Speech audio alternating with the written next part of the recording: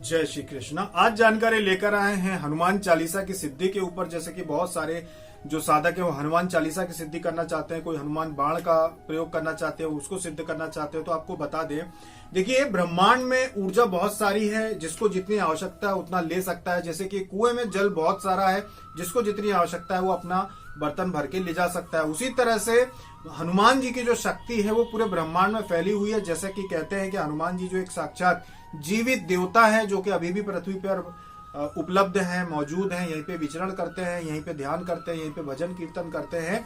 तो अगर आप इनसे संबंधित किसी भी पाठ को सिद्ध करना चाहते हैं तो इसके लिए आज हम आपको जानकारी देना चाहते हैं कि चाहे आप हनुमान चालीसा सिद्ध करना चाहते हो, चाहे हनुमान बाण सिद्ध करना चाहते हो, इसके लिए सबसे बड़ी बात जो होती है वो होती है संकल्प। संकल्प बहुत ज्यादा महत्व रखता है कि आप किस संकल्प से कर रहे हैं। एक मनुष्य के जीवन में नियम ही सबसे महत्वपूर्ण होता है। एक जानवर और एक इंसान में यही अंतर होता है कि जानवर भी दिन भर चिल्लाता रहता है लेकिन उसे कोई सिद्धि नहीं मिलती, लेकिन मनुष्य किसी भी शब्द को अगर बार बार जपता है तो उसको सिद्धि मिल जाती है। उसका कारण यही है कि मनुष्य संकल्प ले सकता है। अगर आपने 21 दिन का संकल्प लिया है, सबसे अच्छा उत्तम जो समय होता है वो 21 दिन का होता है। अगर आपने 21 दिन का संकल्प लिया है कि मैं 21 दिन में हनुमान चालीसा की सिद्धि करूंगा, हनुमान चालीसा का पाठ करूंगा, उसके बाद अगर आपने 51 पाठ पढ़ने का संकल्प ले लिया कि मैं हनुमान चालीसा के 51 पाठ प्रतिदिन करूंगा।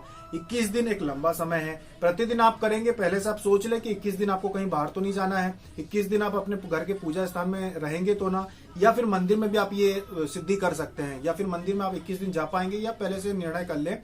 उसके बाद प्रतिदिन आपको 51 का आपने संकल्प लिया तो 51 बार हनुमान चालीसा आपको पढ़नी है। एक बात ध्यान रखना कि जो लोग 10 साल से हनुमान चालीसा पढ़ रहे हैं, उससे भी ज्यादा समय से आप पढ़ रहे हैं, 5 साल से पढ़ रहे हैं, 2-3 साल से पढ़ रहे हैं, उनको अभी तक सिद्ध क्यों नहीं हुई? देखिए, किसी भी चीज में जिस तरह से एक घड़ा होता है, एक पानी का मटका होता है, उसमें पानी डालते जाते उसमें जब पानी का दबाव बनता है तब फिर वो बाहर झलकता है। लेकिन आज आपने एक बाल्टी डाल दी, उसके बाद 4 दिन नहीं डाली, फिर 4 दिन बाद डालेंगे तो स्वाभाविक सी बात है कि उसमें भाप बन के पानी उड़ता जाएगा, कुछ रिसता जाएगा और मटका भराने में बहुत समय लगता है। लेकिन जब आप लगातार कोई चीज करते हैं तो वो उसका दबाव बनता है। जब आप अगर आप गाड़ी में हवा भरते हैं तो उसमें भी आप जितनी ज्यादा भरते जाएंगे, लगातार भरते जाएंगे, उसका दबाव बढ़ता है। उसी तरह से जब संकल्प लेके आप एक नियत समय में कोई साधना करते हैं, कोई पाठ करते हैं तो उसका दबाव बनता है और वो जल्दी सिद्ध होती है। इसलिए जब आप 21 दिन का संकल्प लेके हनुमान चालीसा का प्रतिदिन 51 बार पाठ करेंगे तो वो 21 दिन में सिद्ध हो जाती है। अब 51 पाठ क्या जरूरी है 51 पाठ करना? नहीं, आप 21 पाठ का भी संकल्प ले सकते हैं, 51 पाठ का भी संकल्प ले सकते हैं, 101 पाठ का भी संकल्प ले सकते हैं, लेकिन संकल्प लेना आवश्यक है और जितना ज्यादा कर सके उतना अच्छा है। 21 दिन जरूरी नहीं है, ये मिनिमम यानी कि कम से कम रखना आवश्यक माना गया है साधना के क्षेत्र में। जैसा कि हमारे गुरु ने बताया था कि 21 दिन सबसे उत्तम होते हैं साधना करने के लिए। तो 21 दिन से ज्यादा का भी आप संकल्प ले सकते हैं। स्त्रियां जो है वो ना करें ऐसी साधना, क्योंकि उनको कोई भी निश्चितता नहीं होती है कि वो लगातार कर पाएंगी, इसलिए वो ऐसे बड़े संकल्प ना ले, क्योंकि संकल्प टूटना अच्छा नहीं होता। लेकिन पुरुष ले सकते हैं, आप 21 दिन की जगह 41 दिन का भी ले सकते हैं, 51 दिन का भी ले सकते हैं। जब आप साधना शुरू करते हैं, हनुमान चालीसा जैसे पाठ की, हनुमान बाण जैसे पाठ की, जब आप साधना शुरू करते हैं तो आपको बहुत सारी शक्तियां डराने का प्रयास भी करती हैं। ये शक्तियां आपके सामने नहीं आती, ना ही आपको किसी प्रकार की चोट पहुंचाएगी, लेकिन आपको स्वप्न, अजीब व गरीब तरह के स्वप्न आएंगे। आपको लगेगा कि आपके ऊपर वार हो रहे हैं, आपके ऊपर तलवार से वार हो रहे हैं, आपको गोली मारी जा रही है, आप आसमान से गिर रहे हैं। अब जिस नदी में गिरे वहां पे बहुत सारे मगरमच्छ हैं, वो आपको खा रहे हैं, राक्षस आपके पीछे लग गया है, चुड़ैल आपके पीछे लग गई है, शेर आपके पीछे लग गया है, हाथी आपके पीछे लग गया और आप भाग रहे हैं, लेकिन आप मरेंगे नहीं उस स्वप्न में। बस आप भाग रहे हैं, बस आप लड़ रहे हैं, वहां पे बच रहे हैं, बस भाग रहे हैं, ये सब कर रहे हैं। इस तरह के स्वप्न आना भी स्वाभाविक है, क्योंकि बहुत सारी ऐसी शक्तियां होती हैं जो नहीं चाहती कि आप ऐसा कोई पाठ करें, पर उनके पास इतनी शक्ति भी नहीं होती कि आपको प्रत्यक्ष रूप से कोई नुकसान पहुंचा सके। तो ऐसे अनुभव होंगे आपको जब आप 21 दिन की साधना करते हैं, तो स्वाभाविक है ऐसे अनुभव आपको होंगे। बहुत सारे लोगों को ना भी हो तो ये भी हो सकता है, लेकिन अनुभव होते जरूर है। चाहे वो अच्छे अनुभव हो चाहे बुरे अनुभव होते जरूर है। लेकिन व्यक्तिगत तौर पे आपको शरीर के ऊपर अगर भौतिक रूप से कोई ऐसा नहीं होगा कि कोई बड़ा नुकसान हो जाए। हाँ, कुछ लोग ऐसे होते हैं जिनके घर में कोई देवी देवता अगर नाराज हो, घर में कोई देवी देवता हो और उसको आपने अनदेखा करके अगर आप कोई साधना कर रहे हैं, तो उनके साथ ऐसा होता है कि उनके जैसे कि उनको कभी कोई खरोच दिखाई देती है या फुंसियां वगैरह उनको दिखाई देती है, वो बोलते हैं कि भाई ऐसा हमारे साथ हो रहा है, तो वो घर के ही देवी देवता को नाराज करके रखते हैं। तो ऐसा नहीं करना चाहिए, घर के देवी देवताओं को भी सम्मान देना चाहिए। बाकी जब बड़ी साधना कोई करते हैं आप, तो ऐसा नहीं है कि कोई शक्ति आके आपको नुकसान पहुंचाएगी, नुकसान नहीं पहुंचाती। सिर्फ और सिर्फ स्वप्न आपको ऐसे आते हैं, सिर्फ स्वप्न ऐसे आपको दिखाई देते हैं डराने के लिए कि आप छोड़ दें।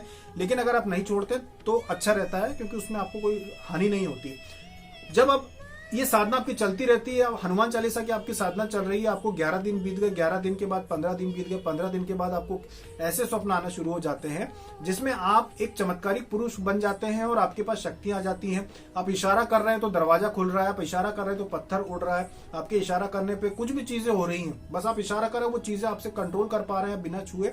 ये निशानी होती है कि आपको सिद्धि मिल गई है। सिद्धि मिलने की निशानी होती है कि आपको सुपर नेचुरल पावर के सपने आने लगते हैं कि आपके पास ऐसी पावर्स आ गए, आप इच्छा से हवा में उड़ रहे हैं, आप इच्छा से कुछ भी कर रहे हैं, ये एक संकेत होता है। साथ में बहुत सारे लोगों को वाइब्रेशन होता है, उनको सहस्त्रार चक्र पे वाइब्रेशन शुरू हो जाते हैं। जैसे ही वो पढ़ना शुरू होते हैं, उनको यहाँ पे वाइब्रेशन, चींटियां चलने जैसा, काटने जैसा नहीं, चींटियां चलने जैसा अनुभव शुरू हो जाता है। ये भी लक्षण है कि आपको सिद्धि मिल चुकी है। ये सारी चीजें होती हैं। और जब आपका 51 दिन का या 21 दिन का अनुष्ठान पूरा हो जाता है, उसके बाद आप अंतिम दिन हवन कर सकते हैं।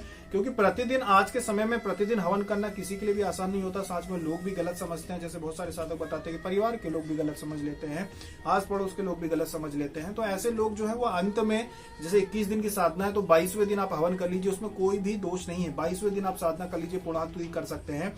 जरूरी नहीं है जितना आपने पाठ किया उसका दशांश हवन ही आप करें, आप थोड़ा थोड़ा हवन कर लीजिए। वैसे तो हर 7 दिन में एक हवन करना चाहिए, तो आप हर 7 दिन में एक हवन कर रहे हैं, साधना आपकी हो गई। साधना खत्म होने के बाद भी हर 7 दिन में हवन करते चल रहे हैं। आपकी कमी थी हवन में, वो पूरी होती चलती है। हर साधक, जो साधक हर 7 दिन में हवन करता है, उसको साधना के समय में दशांश हवन करने की आवश्यकता नहीं होती है। वो बस उसका हवन से ही हो जाता है। जो वो हर 7 दिन में हवन करता है उसमें सब बराबर हो जाता है।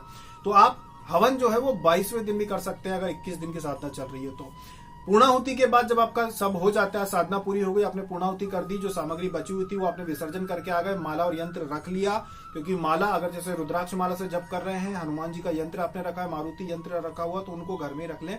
बाकी जो जितना आपने फूल चढ़ाए थे इस 21 दिन में, जो अगर आपने हवन किया था तो जो राख बची है उसको एक पन्नी में इकट्ठा करके रख लेना चाहिए। उसको फेंकना नहीं चाहिए कि प्रतिदिन आपने हवन किया सुबह राख उठा के फेंक दी, ऐसा नहीं किया जाता। साधना की सामग्री को इकट्ठा किया जाता है। चढ़ाए हुए फूल, चढ़ाई हुई सामग्री, चढ़ाया हुआ प्रसाद अगर बच गया है, और वो सारा इकट्ठा करके रोज आप एक पन्नी में इकट्ठा कर ले और बाद में उसको कभी भी विसर्जन कर सकते हैं। 21वें दिन साधना पूरी हुई, 22वें दिन हवन हो गया, 23वें दिन, 24वें दिन, 25वें दिन जब भी आपको समय मिलता नदी में जाके विसर्जित कराया वो सामग्री। तो ये आपको करना होता है। अब आपने साधना तो कर ली, उसके बाद भी प्रतिदिन पाठ चलते रहना चाहिए हनुमान चालीसा का। प्रतिदिन आपने, जैसे कि आपने 21 पाठ की साधना की थी कि हर दिन आप 21 पाठ करेंगे, साधना होने के बाद भी प्रतिदिन आप उसके 5 पाठ करें। 5 भी ना कर पाए तो कम से कम 1 पाठ भी अगर आप प्रतिदिन करते रहेंगे तो आपकी जो सिद्धि आपने ले ली है वो सिद्धि आपकी बढ़ती जाएगी। इससे आप क्या कर सकते हैं, आप इससे अपने पूरे परिवार के लोगों को ठीक कर सकते हैं। घर में आप जो है पूरे घर में अगर आप घूमेंगे हाथ में कपूर लेके और अपनी हनुमान चालीसा पढ़ते हुए पूरे घर में घूमेंगे, तो पूरी नकारात्मक चीजें, ऊर्जा, जो भी नकारात्मक चीजें होती है, जैसा पिछले वीडियो में कहा था कि आपको बोलना पड़ेगा कि मेरे घर में से जो भी भूत प्रेत पिशाच नकारात्मक चीजें वो सारी की सारी भस्म हो जाए, वो ले जाके आप घर के बाहर जला दो या छत पे जला दो, तो वो चीजें खत्म हो जाती हैं। ये जो सिद्धि होती है इसको कोई छीन नहीं सकता, ये बात ध्यान रखना। ये सिद्धि छीनी नहीं जा सकती। अगर आप किसी देवी देवता को सिद्ध करते हैं, ये हो सकता है कि अगर आपके शरीर को अशुद्ध कर दिया जाए तो वो शक्तियां आपसे थोड़ी समय के लिए दूर हो जाए, हमेशा के लिए नहीं हो सकती, वापस आ ही जाती हैं। भले कोई कितना ही बड़ा तांत्रिक आपकी शक्तियों को बांध दे, वो कुछ समय में वापस आ ही जाएंगी। अगर आप अध्यात्म के मार्ग पे चलते रहते हैं, पूजा पाठ बंद नहीं करते, तो वो वापस आ जाती है। लेकिन दुर्गा चालीसा, हनुमान चालीसा, हनुमान बाण, राम बाण, ये जो पाठ की सिद्धि होती है ये कोई छीन नहीं सकता। मंत्र की सिद्धि होती है वो कोई छीन नहीं सकता। आपने जैसे वशीकरण मंत्र आपने सिद्ध किया, वशीकरण की सिद्धि आपके पास है, तो उसे कोई छीन नहीं सकता आपसे। कितना ही कुछ कर ले वो नहीं छीन सकता। तो हनुमान चालीसा का अगर आपने सिद्धि की है तो उसको भी कोई छीन नहीं सकता। जब भी आप हनुमान चालीसा पढ़ेंगे वो आपकी सिद्धि काम करेगी। इसको प्रतिदिन पढ़ते रहने की, एक बार तो आपने संकल्प लेके अपने साधना कर ली तो सिद्धि आपकी निश्चित हो गई। अब इसके बाद प्रतिदिन पाठ करने से आपकी शक्ति दिन ब दिन बढ़ती जाएगी, बढ़ती जाएगी, बढ़ती जाएगी। तो आपके परिवार के ऊपर या आपके घर पे कोई भी नकारात्मक चीजें नहीं होगी। लेकिन जो फिर ऊर्जा बनेगी साधना के बाद, जो आपकी सिद्धि की ऊर्जा बनेगी, आपकी जीवात्मा, आपकी प्राण तत्व जो होती है उसको ग्रहण करती जाएगी, ग्रहण करती जाएगी और उसकी शक्ति अपने आप बढ़ती जाएगी।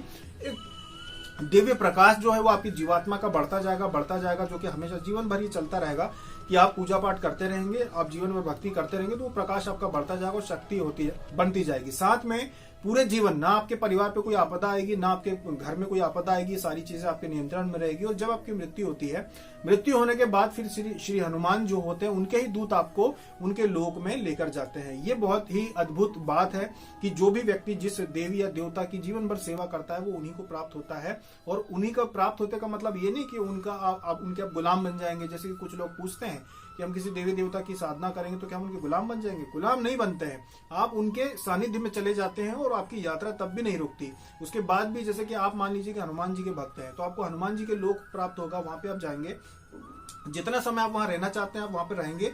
उसके बाद फिर आपको आगे की यात्रा आपकी शुरू हो जाएगी, जिसमें अगर आप दोबारा मनुष्य जीवन चाहते हैं तो फिर आपको एक नियत समय के बाद, तब तक आप उनके लोक में ही रहकर उनकी सेवा करेंगे, उनकी भक्ति करेंगे और एक नियत समय के बाद आपको दोबारा जन्म मिल जाएगा। अगर आप मनुष्य जीवन दोबारा नहीं चाहते हैं तो आप गिनती नहीं लगा सकते कि कितने समय तक आप उनके ही लोक में रहेंगे, उनकी सेवा करेंगे। और उसके बाद अंत में जाके फिर जब प्रलय का समय आता है, जब पूरी ब्रह्मांडी ऊर्जा एक हो जाती है, जब पूरी शक्तियां सभी देवी देवता एक हो जाते हैं, तब आप भी उसमें लीन हो जाते हैं। और जब दोबारा सृष्टि का निर्माण होता है तो फिर देवता तुल्य जो भी उच्च पद आपको दिया जा सकता है वो आपको दे दिया जाता है।